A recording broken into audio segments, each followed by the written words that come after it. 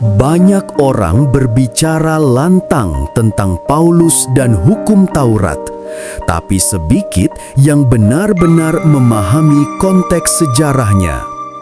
Apa benar Paulus membebaskan orang Kristen dari seluruh hukum Taurat?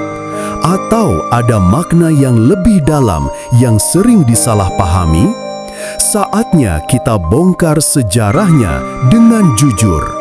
Simak video dari Dr. Bambang Nursena berikut ini.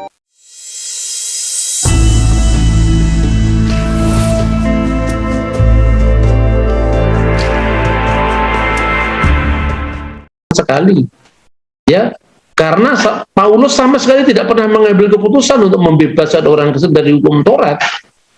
Paulus hanya mengikuti tradisi para rabi, bahkan yang lebih tua dari Yahudi Rabinik yang baru lahir setelah zaman kekristenan, bahwa bangsa-bangsa bukan Yahudi tidak wajib untuk mengikuti hukum Musa. Mereka wajib mengikuti hukum Nuh, dan itulah yang menjadi keputusan dari konstitusi para rasul, atau disebut dari hasil dari konsili rasuli di Yerusalem sekitar tahun 49 Masehi. Jenis-jenis korbannya, maka kita bisa melihat semuanya adalah binatang yang diklasifikasikan dengan tahor. Tahor itu artinya binatang yang tahir, bersih secara ritual. Nah, tentu terjemahan haram dalam bahasa Indonesia untuk kata tame itu harus dilihat konteksnya. Kalau haram dalam bahasa sehari-hari itu bisa, artinya sesuatu yang dilarang. Misalnya haram alaik, ya, dilarang bagimu misalnya. Tetapi kalau haram dimaknai dalam pengertian syar'i atau pengertian syariah Islam, tentu bukan itu maknanya. Haram dalam pengertian syariah itu sesuatu yang dilarang dikerjakan. Apabila dikerjakan atau dilaksanakan itu dia dosa, apabila dilakukan mendapat pahala. Lawannya adalah wajib, apabila dilakukan mendapat pahala, apabila tidak dilakukan adalah dosa. Dan ini klasifikasi yang tidak ada di dalam Yudaisme dan di dalam kekristenan. Maka di dalam konteks ini kita melihat apa makna tahor dan tame. Tahor dan tame ini lebih dalam klasifikasi ritual, jadi ritual korban. Makanya kita bisa melihat bagaimana teks itu tidak berlaku bagi orang di luar Israel. Beberapa saat lalu kita sudah mempelajari tentang bagaimana hukum Musa, khususnya tentang kosher, hukum kasrut. Ada yang dilarang untuk dimakan, ada tidak dilarang untuk dimakan. Ada yang tahor dan tame. Jadi makanan itu pun klasifikasinya berkaitan dengan korban atau ritual. Hal itu diatur misalnya dalam sejumlah tafsir orang-orang Yahudi. Bahkan itu sebelum zaman Rabinik, seperti yang sering saya contohkan, yaitu misalnya dalam Sefer Yuvelim, kitab Yobel yang ditulis kira-kira abad kedua sebelum Masehi. Dan kitab itu ditemukan di antara naskah-naskah Gunungan Laut Mati, The Dead Sea Scroll, jadi jauh sebelum lahirnya kekristenan dan jauh lagi sebelum lahirnya Yahudi Rabinik. Nah, dalam traktat Sanhedrin 56a misalnya, itu diatur bahwa orang-orang non-Yahudi tidak berlaku hukum Musa, khususnya Imamat pasal 11, tetapi berlaku yang dikenal dengan Sefa Misvot Benin Noah, hukum Nuh yang jumlahnya 7 sebagai aturan universal bagi seluruh umat non-Yahudi, umat manusia sedunia. Dan Yudaisme tidak mewajibkan mereka. Maka orang-orang yang melakukan 7 hukum Nuh itu diklasifikasikan sebagai umat bangsa-bangsa lain yang saleh, yang disebut Hasedi Umot Olam. Nah, pada zaman Alkitabiah, kaum non-Yahudi yang tinggal di area Israel tidak menganut Yudaisme, mereka disebut dengan Ger Tosaf, penduduk asing. dengan syarat mereka mematuhi hukum Nuh. Ada seorang rabi, yaitu Rabi Maimonides di abad ke-13, mengatakan bahwa status Ger Tosaf itu menjadi masa transisi untuk menjadi Ger Sedek, yang artinya orang asing yang masuk ke dalam agama Yahudi. Nah, kemudian sekarang ini di Israel ya, ada kelompok-kelompok tertentu yang menginginkan agar aturan atau batas-batas aturan ini ditegakkan untuk bangsa Israel maupun bangsa-bangsa lain. Anda bisa mengunjungi situsnya, yaitu www.7for70.com. Jadi itu artinya 7 hukum untuk 70 bangsa.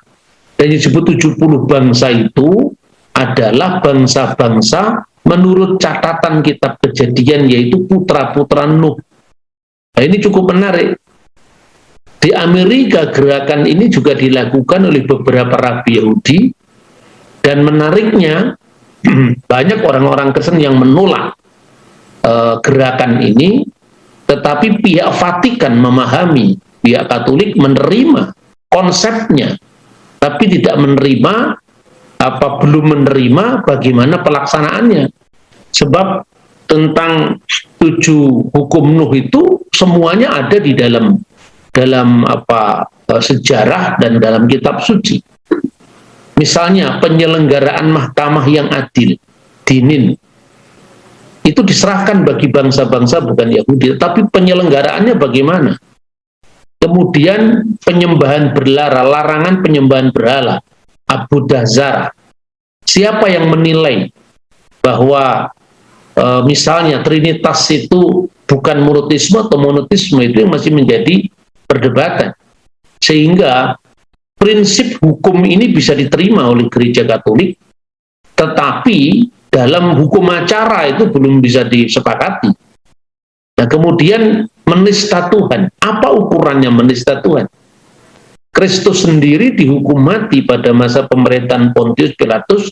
Salah satu tuduhan yang diajukan Sanhedrin, mahkamah agama, adalah dia menista atau penodaan agama yang disebut dengan kelilat Hashem, menghina Tuhan, atau eufemismenya adalah birkat Hashem. Lalu gilui arayot, imoralitas seksual. Ini hukum yang bersifat universal, tentu lebih mudah cara menegakkannya. Lalu pertumpahan darah, sefikut damim, ini juga lebih mudah karena ini termasuk hukum yang diklasifikasikan sebagai hukum universal, hukum yang logis. Semua bangsa, semua agama, semua sistem hukum saya kira sepakat. Kemudian gesel, perampokan, ini bagian dari apa yang dikenal ikhtiram al-insan, penghormatan pada manusia. Maka tentu tidak ada pertumpahan darah, tidak ada perampokan. Dan yang ketujuh adalah makan binatang yang ada darahnya, bi'efer min hakai. Dan itu aturan yang diambil dari kitab Kejadian pasal 9. Nah, menariknya di dalam gerakan yang dilakukan oleh orang-orang Yahudi itu diterjemahkan dalam berbagai macam bahasa, termasuk bahasa Arab. Ini salah satunya ya, Sifa Misfot bin Nuh itu diterjemahkan dalam bahasa Arab Sab'ah wasaya abna Nuh, yang dikenal dengan at-tariqu ila salamil hakiki, jalan menuju kepada perdamaian yang sejati. Nah, itu diterjemahkan di dalam bahasa Arab misalnya, tapi urutannya berbeda di sini ya. Dalam tulisan yang berhuruf kuning itu adalah seorang rabi yang menganjurkan itu di Israel, perjuangan yang luar biasa, dan itu salah satunya diperjuangkan oleh kelompok yang namanya Chabad.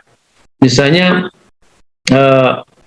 al-iman bi ilahin wahid, iman kepada Allah yang esa, wala, dan tidak ibadatul asnam, tidak beribadah kepada berhala. Ini terjemahan dari Abu Dazara. Yang kedua, eh, penghormatan kepada Allah, ya, ikhtiram Allah, penghormatan terhadap Allah berarti dia tidak menista Tuhan. Lalu ikhtiram al-insan, penghormatan pada manusia, termasuk itu adalah dilarang melakukan pertumpahan darah atau membunuh, merampok dan seterusnya. Itu terjemahannya di dalam bahasa Arab. Dan gerakan ini menanti kedatangan Mesias, karena mereka orang-orang Yahudi ini tidak percaya kalau Mesias itu adalah Kristus. Mereka menanti kedatangan Mesias. Oleh karena itu dalam gerakan mereka di bawahnya itu selalu ada kata-kata Masyah. Kata Al-Masihnya itu kalau di dalam bahasa Arab yang biasa yang tersebut dalam Alkitab maupun Al-Quran diterapkan untuk Yesus itu menggunakan huruf sin. Kalau di sini menggunakan huruf shin. Ini karena memang lebih mendekati ungkapan Ibrani yaitu Mosya. Nah, inilah salah satu kampanye dari Sefa Misfot bin Noah ini. Keliru ini, bukan Nene, ini Bini, ya. Sefa Misfot bin Noah ini mereka jadikan semboyan yang mereka perjuangan dengan keras sampai hari ini. Antara lain zita bi amalin khair, ya, lakukanlah perbuatan yang baik dan seterusnya. Jadi inilah 7 hukum bagi 70 bangsa di dunia. Nah, ini salah satu berita yang dikutip dari situs mereka mengenai kampanye 7 hukum Nuh dalam bahasa Ibrani dan Arab. Dan ini yang sebetulnya terus saya ikuti gerakan ini, dan karena secara teologis sebetulnya Kristen tidak ada keberatan. Nanti kita akan melihat. Jadi kesadaran akan Sefa Misfot bin Noah diulah dari Rabi Lubavitch, itu yang ada di gambar itu yang terkenal sekali, dan Mosya kadang digantung di kota Arab Kalansawa di Saron dekat kota Taibeh di bawah judul Hasidut Kalansawa dan dengan logo Hasidut Habad. Itu kadang-kadang merupakan pemandangan yang aneh. Itu di desa Muslim, sudah di Israel. Jadi ada orang-orang Arab Israel, orang-orang Muslim yang tinggal di negara Israel. Nah, ini contoh bagaimana anggota arus sekte Mesianik Chabad itu yang menunggu kedatangan Mesias itu yang gencar terlibat dalam mendorong 7 hukum Nuh yang disebut dengan Sabah Wasaya Abna Nuh dalam bahasa Arab. Dalam pengumuman yang digantung disebutkan di sana bahwa mereka yang menyimpannya dan percaya kepada Sang Mesias cukuplah bagi mereka untuk diselamatkan. Lalu dideskripsikan 7 dari hukum Nuh itu, di mana nanti di akhir dari statementnya itu orang non-Yahudi apabila melaksanakan itu maka itu menjadi jalan keluar bagi perdamaian menuju pada perdamaian yang hakiki. Jadi artinya kenapa saya ngutip pers modern ini, dan ini rame di Israel sekitar tahun 2018 yang lalu, karena ini menjadi satu bukti bahwa penafsiran Alkitab, khususnya Perjanjian Baru, yang dilepaskan dari akar keyahudian, sekalipun Yahudi itu tentu dilihat zamannya, apakah itu Yahudi rabbinik, sejauh mana dia bisa diterima dalam tafsiran-tafsiran mereka, mana yang merupakan reaksi terhadap kekristenan, mana yang menyimpan dan melestarikan tradisi lisan yang cukup lama yang dijumpai dalam Yudaisme yang lebih tua, misalnya di Qumran, misalnya Yudaisme Helenik yang menerjemahkan Septuaginta dan seterusnya. Tetapi tanpa kekristenan berakar pada akar ini, maka kekristenan akan bisa jatuh ke dalam apa yang disebut dengan eisegese, memasukkan makna sendiri di luar konteks yang memang itu disebutkan dalam Alkitab. Nah, ini dalam konteks seperti ini, maka apa yang diungkapkan dalam Traktat Sanhedrin 56a tentu ini bisa kita terima. Karena apa? Karena didukung oleh tradisi tua sekali, tradisi tafsir yang sangat tua sekali, bahkan berasal dari abad kedua sebelum Masehi. Jadi jauh sebelum zaman Kristen, apalagi Yahudi Rabbinik pada masa modern. Itu disebutkan antara lain dalam Sefer Yuvelim yang sering kita sebut tadi. Penjelasan ini sekalipun sistematikanya bisa berbeda, apakah angkanya 7 atau 4 atau 5 itu urusan lain. Sedangkan 10 perintah Tuhan yang semuanya tercatat dalam Alkitab saja, sistematiknya juga berbeda. Mana yang disebut perintah pertama? Bagi orang Yahudi, perintah pertama itu adalah Anoki Adonai Eloheka, aku inilah Tuhan Allahmu, Asher Hositika Me'aret Misrayim Mifet Avadim, yang telah membawa engkau keluar dari tanah Mesir, dari tempat perbudakan. Bagi orang Kristen, ya, perintah pertama bukan itu. Perintah pertama adalah Lo yihye lecha Elohim akarim alfanai, jangan ada ilah lain di hadapan hadiratku. Jadi bagi orang Yahudi, Anoki itu adalah perintah pertama. Bagi orang Kristen, Anoki itu adalah akulah Tuhan, itu adalah konsideran dari 10 perintah. Nah, ini contoh. Jadi artinya jangan mempersoalkan tentang struktur atau perumusan hukum Nuh. Kenyataannya memang eksis dalam Alkitab, dan ini bisa untuk menyeimbangkan opini-opini liar yang dikembangkan oleh orang-orang Kristen di abad ke-19 yang kemudian sejauh menguntungkan dikutip oleh para polemikus Muslim yang mengatakan seolah-olah Paulus telah membebaskan orang Kristen dari pelaksanaan hukum Taurat. Itu salah sama sekali, ya, karena Paulus sama sekali tidak pernah mengambil keputusan untuk membebaskan orang Kristen dari hukum Taurat. Paulus hanya mengikuti tradisi para rabi, bahkan yang lebih tua dari Yahudi Rabbinik yang baru lahir setelah zaman kekristenan, bahwa bangsa-bangsa bukan Yahudi tidak wajib untuk mengikuti hukum Musa.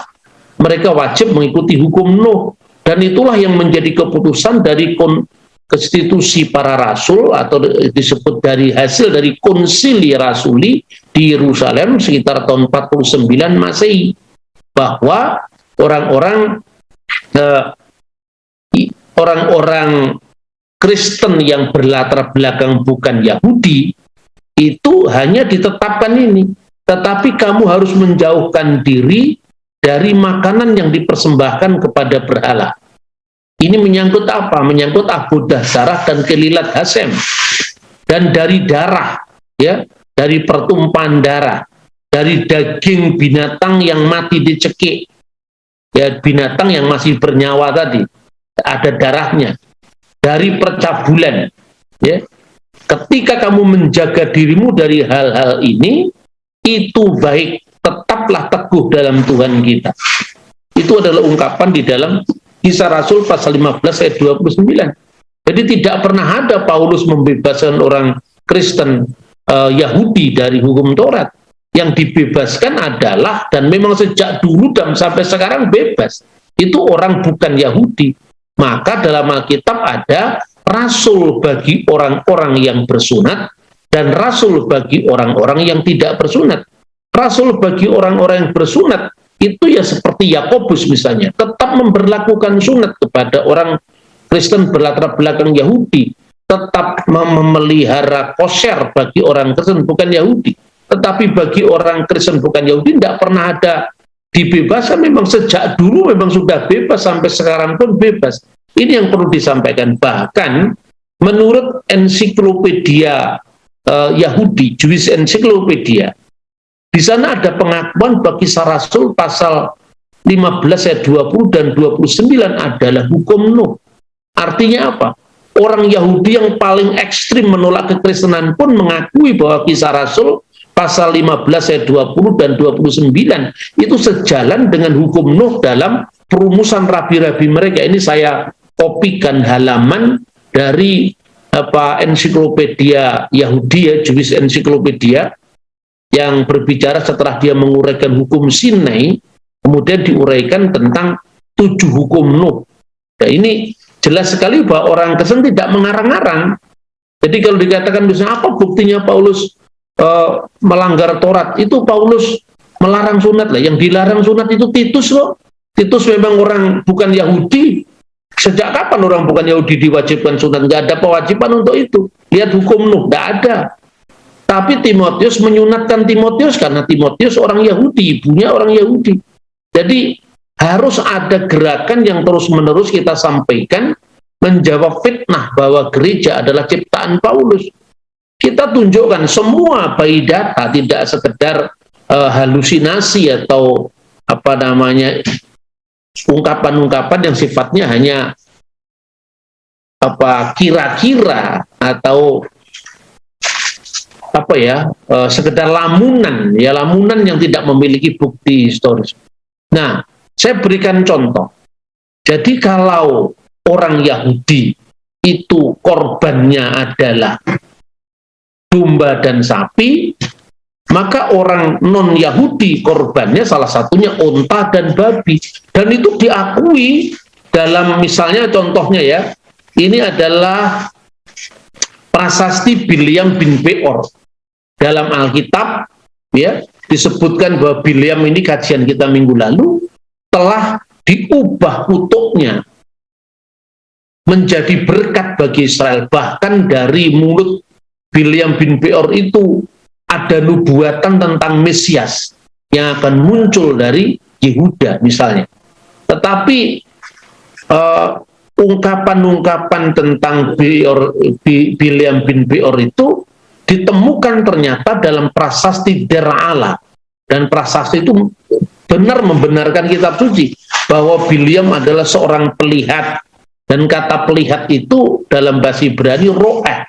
Dan ro'eh itu salah satu yang diterjemahkan dengan nabi. Maka disebut di sini Bileam disebut sebagai Is-Hoseh Elohinhu. Dia adalah Elohim itu bahasa Aram ya, Elohim itu bahasa Ibrani. Dia adalah seorang pelihat ilahi. Maka dalam tradisi Yahudi, tradisi para nabi, Bileam itu dianggap seorang nabi bagi bangsa-bangsa bukan Yahudi, yang jumlahnya hanya terbatas 7 orang saja. Ya, Gemara mengajukan keberatan dari berita lainnya terhadap gagasan bahwa Ayub adalah seorang Yahudi. Lalu disebutkan 7 nabi non-Yahudi yang disebut nabi bagi umat haolam, umat bangsa-bangsa, yaitu Bileam dan ayahnya Beor, 3 Ayub, 4 Elifas orang Teman, 5 Bildad orang Suhi, 6 Zuhar orang Naama, dan 7 Elihu bin Barahai orang Busi, yang menunjukkan bahwa Ayub bukan orang Yahudi. Nah, ini contoh tentang pengakuan adanya lembaga kenabian di luar Israel, tetapi dibatasi hanya 7. Dan nabi terakhir bagi orang-orang bukan Israel itu adalah Bileam bin Beor yang jatuh tadi. Sehingga otomatis kenabiannya hilang karena dia mati terbunuh di tangan orang Israel. Dan tetapi sekalipun demikian Tuhan itu membuktikan bahwa bimbingan ilahi tidak hanya terbatas bagi Bani Israel, tapi juga di luar itu. Refleksi ini yang diteruskan oleh bapak-bapak gereja, misalnya Clement dari Alexandria, di mana menyebut bahwa filsafat Yunani itu adalah merupakan preparatio evangelika, persiapan kepada Injil. Sebab mereka yang tidak pernah mengenal perjanjian lama, ya tentu mereka akan mendengar kearifan-kearifan bangsanya yang akhirnya menerima Sang Mesias, dan Mesiasnya dari Yahudi. Karena Yesus jelas-jelas menegaskan keselamatan itu datang dari bangsa Yahudi. Nah, dalam hukum Yahudi, dalam prasasti Bileam bin Beor itu, pada bait yang paling akhir disebutkan anak babi mengusir macan tutul dan mengusir yang muda, itulah persembahan ganda mereka. Perhatikan, di dalam tradisi non-Yahudi, orang mempersembahkan babi sebagai persembahan, dan bandingkan di situ ada binatang-binatang yang jelas di situ terklasifikasi sebagai tami, misalnya ada kelinci, ya, ada burung hantu, ada burung elang, yang jelas itu membuktikan bahwa dalam tradisi bukan Yahudi, Tuhan mengizinkan mereka melakukan apa yang sesuai dengan kearifan lokal mereka, dan situasi Israel tidak bisa dipaksakan bagi bangsa bukan Yahudi. Nah, untuk itu kita bisa memahami, ya, bagaimana penuturan Philo. Philo itu seorang filosof Yahudi yang hidup melahir kira-kira tahun 20 sebelum Masehi dan meninggal tahun 50 setelah Masehi. Nah, tapi sebelum kita melihat Philo, kita akan melihat dulu apa yang diklasifikasikan 3 klasifikasi hukum dalam Yudaisme. Yang pertama itu adalah hukim. Hukim itu hukum yang tidak bisa kita mengerti alasannya, tapi harus dilakukan. Mengapa dilakukan? Karena Tuhan berkata demikian. Misalnya, menurut klasifikasi Yahudi, ini para rabi yang nulis ini, bukan saya, kosher adalah salah satu hukum. Kosher itu makanan yang dilarang dan makanan yang diperbolehkan. Kita tidak benar-benar tahu akar masalahnya apa, meskipun para rabi telah memperdebatkan pertanyaan itu selama ribuan tahun. Misalnya itu tadi, makan babi, kenapa tidak ada alasannya itu dilarang? Pokoknya jangan dimakan, selesai. Ya. Kemudian yang kedua itu adalah edut. Edut itu artinya hukum persaksian atau memorial law. Misalnya Sabat. Mengapa Sabat dilakukan? Karena itu memorial. Tuhan menciptakan langit dan bumi ini dalam 6 hari, dan pada hari yang terakhir Tuhan dimuliakan. Artinya berhenti dalam kegiatan mencipta itu. Begitu juga itu untuk mengingat kisah Keluaran. Sabat itu disebutkan dalam Ulangan pasal 5 ayat 15. Lalu Paskah dan larangan makan daging yang menutupi pangkal paha. Kenapa? Ya, karena untuk memperingati peristiwa Yakub dalam Kejadian pasal 33-32. Tapi persoalannya, apakah hukum memorial ini berlaku bagi bangsa lain yang bukan keturunan Yakub? Nah, coba sekarang apa relevansinya hukum ini bagi orang India? Orang India lebih terkait dengan sejarah mereka tentang Ramayana, Mahabharata, kan begitu kan? Jadi kalau misalnya Sri Krishna itu kakinya kecekluk di Sungai Gangga, kemudian orang India memperingati bagaimana jangan makan binatang yang terkait dengan kaki, misalnya itu karena memperingati Sri Krishna, itu kan hanya berlaku bagi baktanya Krishna di India, tidak ada urusannya dengan Israel. Jadi hukum itu selain bersifat memorial karena berkaitan dengan bangsa tertentu, tetapi itu belum tentu berlaku bagi bangsa lain.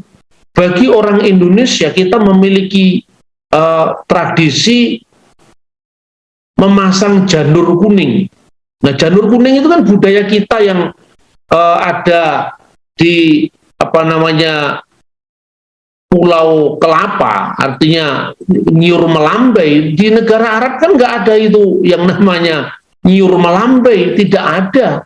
Makanya hanya yang mengerti filosofi janur kuning 17 Agustus sampai Kupat, itu kan hanya orang yang mengerti hidupnya, lingkungannya penuh dengan pohon kelapa, kan gitu kan.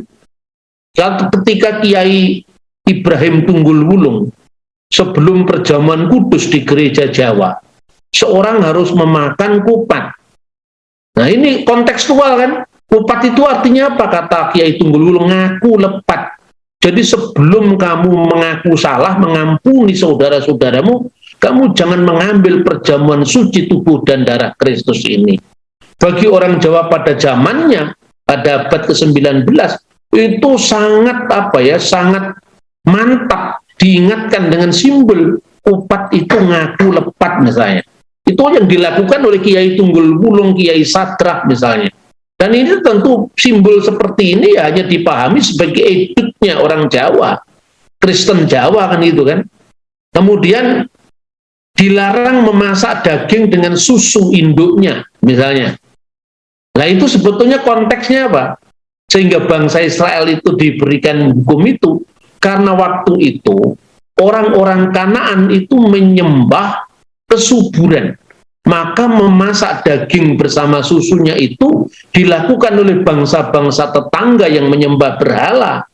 Dan Musa memberikan hukum itu agar identitas Israel bisa dibedakan dengan bangsa Kanaan yang menyembah berhala, khususnya Dewi kesuburan, di mana daging itu melambangkan, daging dan susu itu melambangkan kesuburan tadi. Jadi ini sebetulnya sebuah penegasan identitas Israel di antara bangsa-bangsa lain, sehingga bangsa ini kudus, disendirikan, dikhususkan dari bangsa lain. Nah yang begini sifatnya adalah edut. Edut itu hanya berlaku bagi yang bersangkutan. Nah yang terakhir itu yang namanya mispatim. Mispatim itu hukum yang logis, sifatnya universal untuk seluruh umat manusia. Misalnya jangan membunuh, ya, itu tersebut di dalam Kejadian pasal 9 ayat 7 sebagai salah satu pilar dari hukum Nuh. Kenapa kita dilarang melakukan pertumpahan darah? Karena semua manusia, baik Yahudi bukan Yahudi, Kristen atau bukan Kristen, itu diciptakan menurut gambar dan rupa Allah. Lalu mispatim yang masuk dalam hukum Nuh ini juga berlaku bagi orang Yahudi. Makanya di dalam Keluaran pasal 20 ayat 13, Ulangan pasal 5 ayat 17, bagian dari Asyeret Hadivarim itu adalah jangan membunuh. Ini mispatim. Kalau yang begini di KUHP juga ada. Ini hukum yang sifatnya logis. Non-Yahudi diharapkan untuk menciptakan hukum yang sama untuk masyarakat mereka. Nah sekarang karena yang hukum tadi tidak disebutkan alasannya apa, maka para rabi berdebat selama ribuan tahun, termasuk filosof-filosof Yahudi berdebat kenapa itu dilarang. Babi itu dilarang kenapa? Kalau babi mengandung cacing pita itu dicari-cari itu. Karena setiap daging pasti ada cacing pitanya. Saya bicara begini sekaligus saya bukan penggemar babi. Saya lebih suka makan kambing karena saya tidak punya tradisi menyukai babi. Tetapi ini kita harus fair dalam dunia keilmuan itu. Jangan hanya sekedar mengekor tanpa ada data gitu loh. Salah satu ciri manusia itu kan makhluk yang berpikir. Nah, ini saya tunjukkan bagaimana filosof Yahudi yang bernama Philo itu mencatat dari perspektifnya dia, dan Anda bisa membaca buku ini, yaitu karya Philo, khususnya dalam bukunya yang berjudul terjemahan Inggrisnya The Special Law. Pada buku keempat, chapter yang ke-17, ya, itu adalah nomornya 100 sampai 101. Sebetulnya lengkapnya itu 100 sampai 107. Tapi ini saya kutip yang berkaitan dengan kenapa babi dilarang bagi orang Yahudi. Ya, katanya Philo begini. Tetapi Musa, Philo ini orang Yahudi bukan orang Mojokerto. Tetapi Musa dengan sekuat tenaga melarang semua hewan, baik yang di darat maupun di air, atau yang terbang di udara, yang gemuk dan banyak daging, karena dikhawatirkan membangkitkan kesenangan yang membahayakan, umpan yang memperbudak indera luar kita, yang menghasilkan ketidakpuasan, gangguan pencernaan yang menjadi asal dari segala penyakit dan kelemahan. Dari semua hewan darat, diakui babi adalah daging yang terlezat bagi mereka yang memakannya. Jadi babi dilarang karena babi itu binatang yang paling lezat, katanya Philo, bukan kata saya. Sedangkan dari hewan ikan, air yang tidak bersisik, dagingnya paling lembut. Ikan patin misalnya kan nggak boleh dimakan orang Yahudi. Nah, Musa terampil dalam melatih dan mendidik kaumnya dengan watak alami untuk mempraktekkan kebajikan dengan berhemat dan berpantang, berupaya menghilangkan gaya hidup yang mahal dari karakter mereka. Jadi ini hukum yang khusus bagi Israel, yang oleh Philo dikatakan kenapa babi dilarang? Karena babi itu binatang yang paling lezat. Nah, ketika Sunan Ampel diajak sama orang Majapahit, katanya babi yang lezat kok dilarang, tetapi kodok kungkang itu disukai. Kodok kungkang itu ditolak. Sementara kambing yang perengus itu disukai. Itu disebutkan dalam babat Tanah Jawi. Nah, ini yang disebut goyim mengejek goyim. Sama-sama goyimnya. Orang Majapahit pengikut agama Hindu juga goyim. Sebetulnya Sunan Ampel pengikut agama Islam sama-sama goyim. Maka sesama goyim tidak boleh saling mengejek. Karena sekalipun Sunan Ampel tidak makan babi tapi makan unta, korbannya juga unta. Jadi kalau dibandingkan ya sama, yang haram yang lain ditabrak, yang satunya dikecualikan. Jadi bagi Philo, babi adalah netral pada dirinya sendiri, bukan karena menjijikkan sehingga dilarang bagi Israel, tetapi dampak dari kesenangan indrawi yang membahayakan, khususnya dikala mereka eksodus, diperlukan disiplin yang ekstra keras. Coba bayangkan berapa kali orang Yahudi bersungut-sungut hanya karena tidak dapat air. Lalu ketika mereka eksodus itu matanya tidak memandang ke depan yang terarah pada rencana Tuhan, tapi sibuk membayangkan kuali yang berisi daging. Itu daging kambing saja mereka bayangkan, apalagi babi kecap, kira-kira seperti itu loh, saudara-saudara. Jadi ini lebih masuk akal. Saya tuh menggumuli ini bertahun-tahun, sejak kira-kira saya baru tamat kuliah. Kalau Tuhan melarang tuh mestinya kan ada alasannya. Kenapa? Saya tidak bisa terima kenapa orang India yang makan babi seolah-olah dijijikkan. Kenapa orang-orang yang Papua yang itu tradisinya tidak ada lain kecuali makan babi itu dilarang. Ternyata larangan bukan untuk orang Papua, baru saya tahu larangan memang hanya untuk orang Yahudi. Jadi babi bagi suku-suku tertentu di Indonesia itu adalah anak perdamaian. Jadi kalau suku-suku itu misalnya melakukan perang, begitu mereka menyembelih babi itu artinya tanda perdamaian.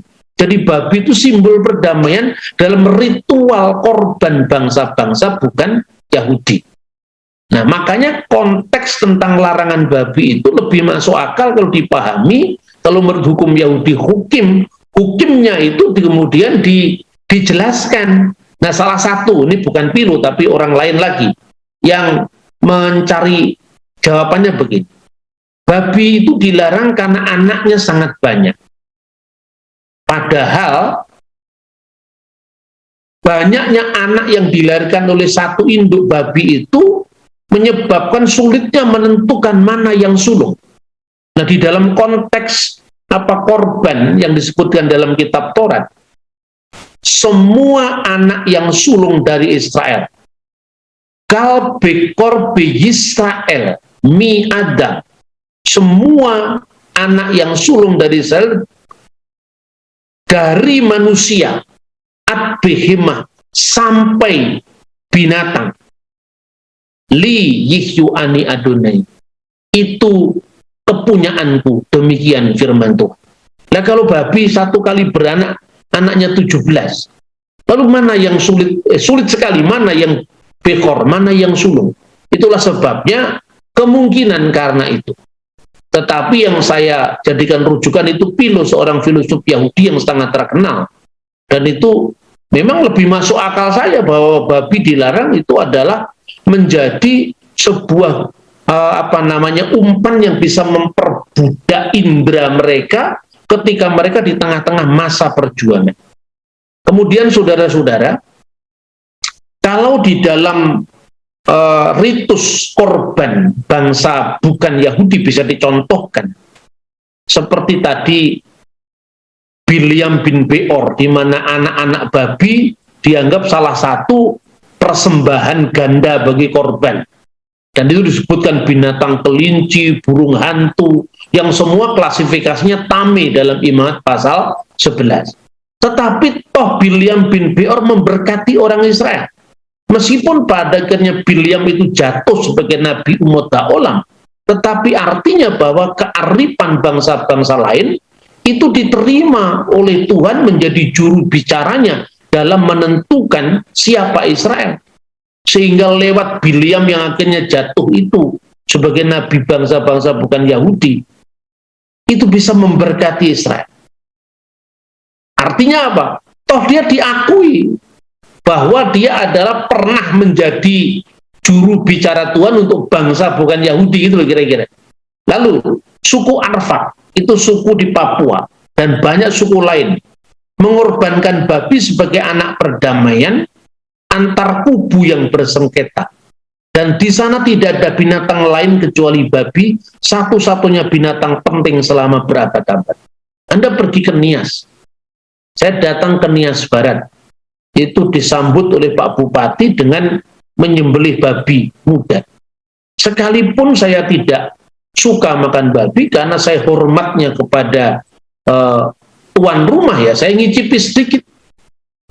Dan saya tidak pernah merasa berdosa karena memang saya goyim, saya bukan Yehudim gitu loh. Nah, kemudian itu. Tapi contoh yang bangsa lain, makanya Don Richardson itu seorang penginjil yang sangat terkenal yang pernah melayani di Papua, melihat bagaimana kehidupan orang Papua dan simbol babi tadi, sampai dia menulis buku yang berjudul Anak Perdamaian. Bukunya sudah terbit, Anda bisa beli. Kalau tidak salah diterbitkan di Bandung.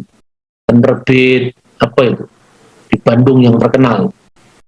Ya, kemudian bisa dibandingkan sekarang binatang yang tidak kosher, ya, binatang yang tame juga dijadikan binatang sebagai binatang korban oleh kakeknya Kanjeng Nabi Muhammad dalam ajaran Islam. Misalnya Anda bisa membaca Sirah Nabawiyah Ibni Hisham. Jadi Sirah Nabawiyah itu menceritakan tentang masa pra-Islam ketika kakeknya Nabi Muhammad, Nabi umat Islam. Ya, karena Abdul Muthalib itu bapaknya Abdullah, Abdullah itu bapaknya Nabi Muhammad. Suatu saat Abdul Muthalib itu bernazar bila dia punya 10 anak laki-laki, dia akan mempersembahkan anaknya yang paling tampan kepada Isaf dan Naila. Isaf dan Naila itu sejoli dewa-dewi Mekah. Nazarnya itu terkabul. Abdul Muthalib hendak mempersembahkan Abdullah. Tatkala dia mau menyembelih Abdullah, tiba-tiba orang Quraisy pada datang menegurnya. Hai Abdul Muthalib, apa yang kamu lakukan untuk anakmu? Saya sudah bernazar kepada Isaf dan Naila. Tolong tunda dulu dan mintalah nasihat kepada seorang kahinah di Taif. Lalu dimintakan seorang kahinah itu imam perempuan di Taif. Kemudian diberi nasihat, coba kamu buat undian. Nanti kalau dalam undian itu keluar nama onta, ya sudah kamu sembelih 10 onta sebagai tebusan dia. Tapi kalau nanti keluar nama Abdullah, kamu sembelih onta 10 sebagai gantinya. Kalau nanti keluar lagi nama Abdullah, sembelih lagi 10 onta sebagai tebusannya. Kalau yang kemudian kamu undi keluar lagi Abdullah, sembelih lagi 10 onta sebagai tebusannya, sampai 10 kali. Akhirnya disembelihlah 100 onta sebagai tebusan bagi Abdullah dari pengorbanan penyembelian akibat nadar bapaknya tadi. Apa artinya kisah ini? Kisah ini sejajar dengan orang Papua mempersembahkan anak babi. Sama-sama binatang yang tidak kosher, sama-sama binatang yang tidak memenuhi syarat sebagai korban Musa. Artinya korban dalam kitab Taurat. Coba kita baca apa yang harus dikorbankan di dalam perayaan Paskah, apa yang harus dikorbankan misalnya dalam perayaan penebusan dosa. Tidak ada di sana onta, tidak ada di sana babi. Itu menunjukkan bahwa babi dan onta dan kelinci itu bukan, dan lain-lain pelanduk, itu bukan binatang yang memenuhi syarat ritual korban bagi Bani Israel. Tapi bagi Bani Quraisy yang Arab memenuhi syarat. Buktinya apa? Kakeknya Kanjeng Nabi itu korbannya onta. Buktinya orang Papua korbannya babi. Lah pertanyaannya, apakah orang Arab Quraisy, suku yang melahirkan Kanjeng Nabi, bukan dianggap makhluk Tuhan, bukan dikasih Tuhan, bukan makhluknya Sang Pencipta karena korbannya babi? Apakah orang Papua bukan makhluk Tuhan karena korbannya onta? Kalau orang Quraisy korbannya onta. Atau orang Papua bukan makhluk Tuhan karena korbannya babi? Kan tidak seperti itu. Maka kita harus membacanya dengan memilah-milah, kan? Nah, sekarang saya berikan contoh. Bagaimana ketika korban pada bulan ke-7, pasal 29. Pada bulan yang ke-7, pada tanggal 1 bulan itu, haruslah kamu mengadakan pertemuan kudus. Maka tidak boleh kamu melakukan sesuatu perbuatan berat. Itulah peniupan serunai bagimu. Pada waktu itu haruslah kamu mengolah sebagai korban bakaran menjadi bau yang menyenangkan bagi Tuhan, seekor lembu jantan muda, seekor domba jantan, 7 ekor domba berumur setahun yang tidak bercela. Juga sebagai korban sajiannya tepung yang terbaik diolah dengan minyak, yakni 3/10 eva untuk lembu jantan itu, 2/10 eva untuk domba jantan itu, dan 1/10 eva untuk setiap domba dari ke-7 ekor domba itu, dan seekor kambing jantan sebagai korban penghapus dosa untuk mengadakan perdamaian bagimu. Selain dari korban bakaran bulan baru serta dengan korban sajiannya dan korban bakaran yang tetap serta dengan korban sajiannya dan korban curahannya sesuai dengan peraturan menjadi bau yang menyenangkan suatu korban api-apian bagi Tuhan. Pada hari yang ke-10 bulan yang ke-7 itu haruslah kamu mengadakan pertemuan yang kudus dan merendahkan dirimu dengan berpuasa, maka tidak boleh kamu melakukan sesuatu perbuatan. Pada waktu itu haruslah kamu mempersembahkan sebagai korban bakaran kepada Tuhan sebagai bau yang menyenangkan seekor lembu jantan muda, seekor domba jantan, 7 ekor domba berumur setahun, haruslah tidak bercela semuanya itu. Juga sebagai korban sajiannya tepung yang terbaik diolah dengan minyak, yakni 3/10 eva dengan lembu jantan dan 10 eva untuk domba jantan, dan seekor itu 1/10 eva untuk setiap domba dari ke-7 ekor domba itu, dan seekor kambing jantan sebagai korban penghapus dosa. Selain daripada korban penghapus dosa, pembawa perdamaian dan korban bakaran yang tetap serta dengan korban sajiannya dan korban curahannya, dan seterusnya. Tidak ada onta di situ. Jadi ketika Anda membaca korban onta, itu bukan tradisi Musa, bukan tradisi Taurat, bukan tradisi Mazmur, bukan tradisi Yahudi. Itu adalah tradisi Goyim, tradisi bangsa bukan Yahudi. Sama dengan babi juga tradisi bangsa bukan Yahudi.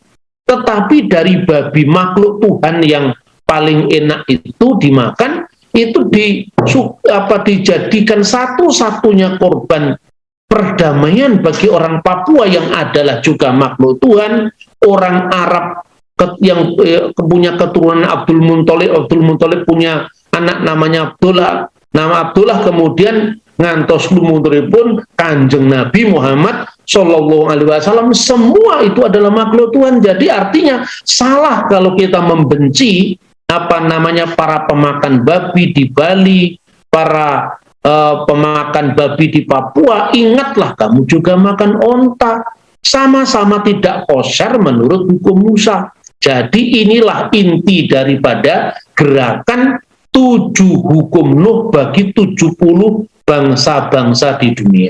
Nah, terakhir sekarang, Abraham apa melanggar hukum Taurat? Coba perhatikan sekarang. Ini salah satu hukum yang sesungguhnya diberikan kepada Musa.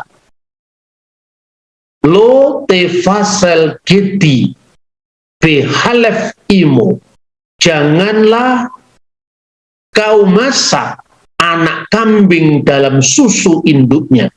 Keluaran 23 ayat 19. Berarti kalau Anda pergi ke Israel sekarang, kalau ada KFC yang berwarna biru, itu labelnya kosher. Pasti di sana tidak ada burger bersama dengan keju dan susu. Tidak boleh. Makanya kalau orang Israel makan, pagi hari itu semua sayur-sayuran. Tidak ada telur. Kalaupun ada, tidak boleh bersama dengan dagingnya. Siang baru kemudian ada daging, tapi daging tidak pernah dimakan bersama telur dan keju. Itu untuk memenuhi hukum ini. Jadi lo tefasel kiti behalef imo, jangan kamu memasak anak kambing dalam susu induknya, tidak boleh. Tapi coba perhatikan, ketika Abraham itu mempersembahkan 3 tamunya yang ternyata itu adalah malaikat yang yang turun ke dunia menjadi manusia. Artinya itu bukan inkarnasi. Kalau inkarnasi kan turun secara tetap. Itu artinya penampakan malaikat menjadi 3 orang laki-laki. Kemudian diambilnya dadih dan susu serta anak lembu. Wayika emi'ah vehalab uben habakar, ya, diambilnya dadih dan susu serta anak lembu yang telah diolah itu, lalu dihidangkannya di depan orang-orang itu, dan ia berdiri di dekat mereka, di bawah pohon itu sedang mereka makan. Loh, kok Nabi Ibrahim kok makan sesuatu yang tidak kosher ini? Kan itu disuguhkan kepada tamunya, ya, tapi dia masak juga. Dan memang apakah itu melanggar hukum Musa? Lah Musa belum lahir, apa yang dilanggar? Dalam asas legalitas ini, kalau sedikit ke hukum Romawi, ya, nullum delictum nulla puna sine previa lege punali. Itu dipelajari itu di Fakultas Hukum tentang asas-asas hukum. Tidak ada pidana tanpa ada undang-undang yang terlebih dulu mengaturnya. Jadi Abraham tidak salah. Karena apa? Karena aturannya belum ada. Tapi jelas di sini bahwa pertama, ada perubahan dari zaman ke zaman tentang aturan-aturan Tuhan, termasuk aturan makan. Pertama. Yang kedua, ada perbedaan di dalam hukum Tuhan yang diterapkan bagi Yahudi dan bukan Yahudi, ya. Ketiga, semuanya ini memiliki maksud tertentu agar, ini dalam perspektif Kristen, pada zaman Mesias nanti, orang Yahudi dan bukan Yahudi mereka akan digabungkan menjadi satu, meskipun mereka tetap dengan ketaatan hukum mereka masing-masing. Saya kira itu, sehingga kenapa saya mengangkat tema ini berulang-ulang supaya kita lebih paham. Nanti kalau Anda suatu saat ke Israel, kemudian mendapatkan kartu-kartu nama kecil yang isinya itu adalah 7 hukum Musa untuk 70 bangsa di dunia, Anda tidak kaget, dan kemudian tidak perlu lebih Yahudi ketimbang orang Yahudi.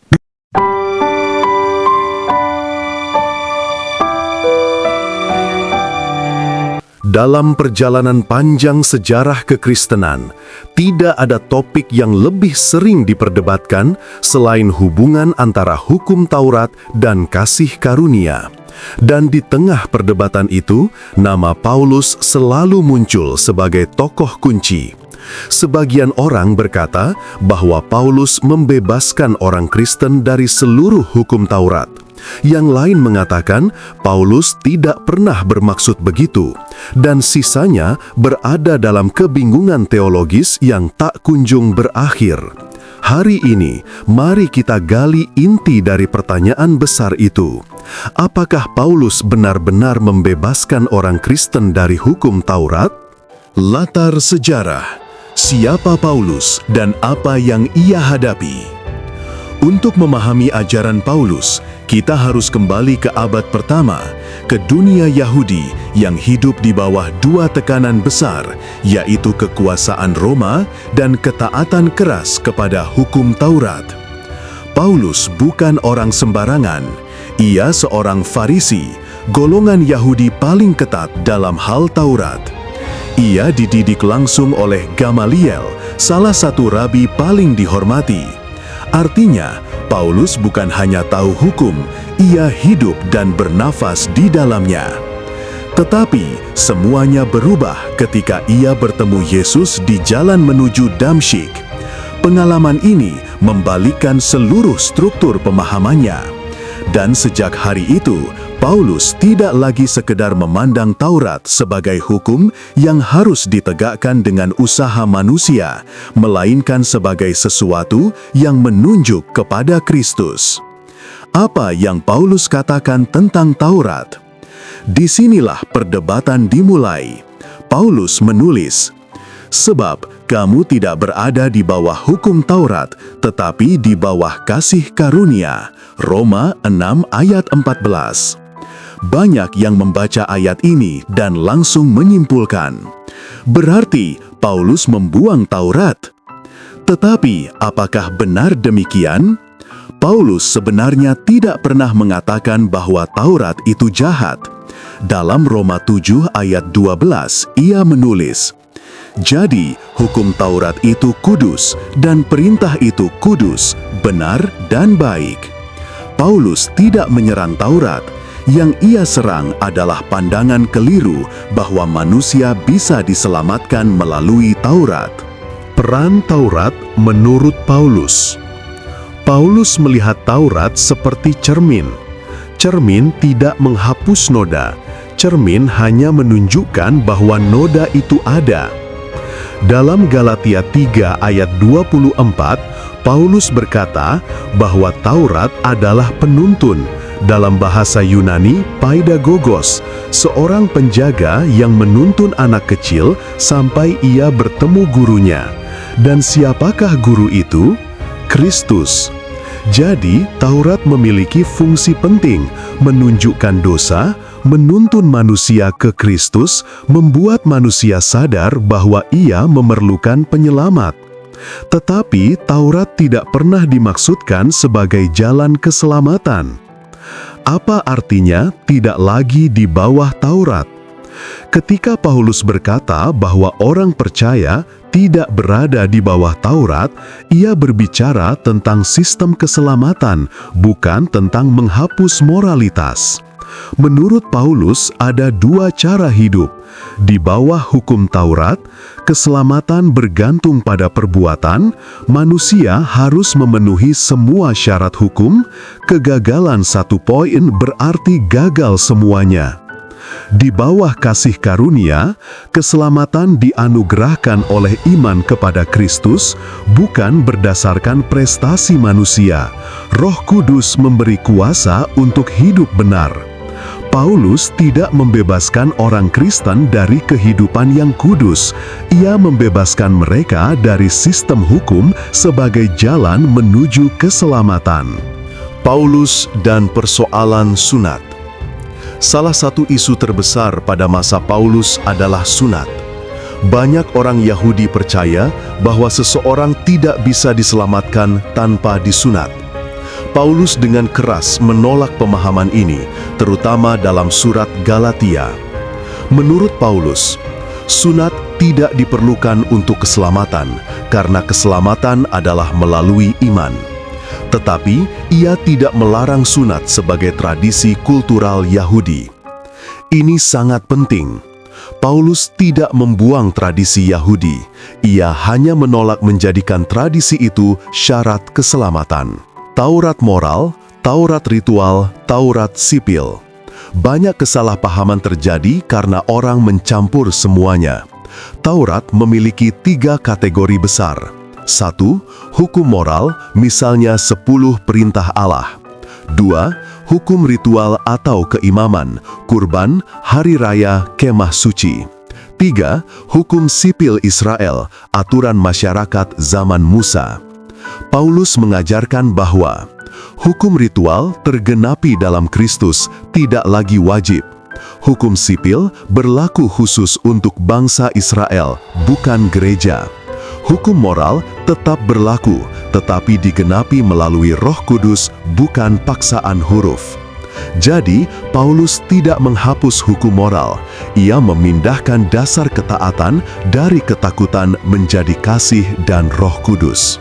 Kasih karunia bukan alasan untuk hidup sembarangan. Paulus tahu bahwa ada orang yang akan salah paham.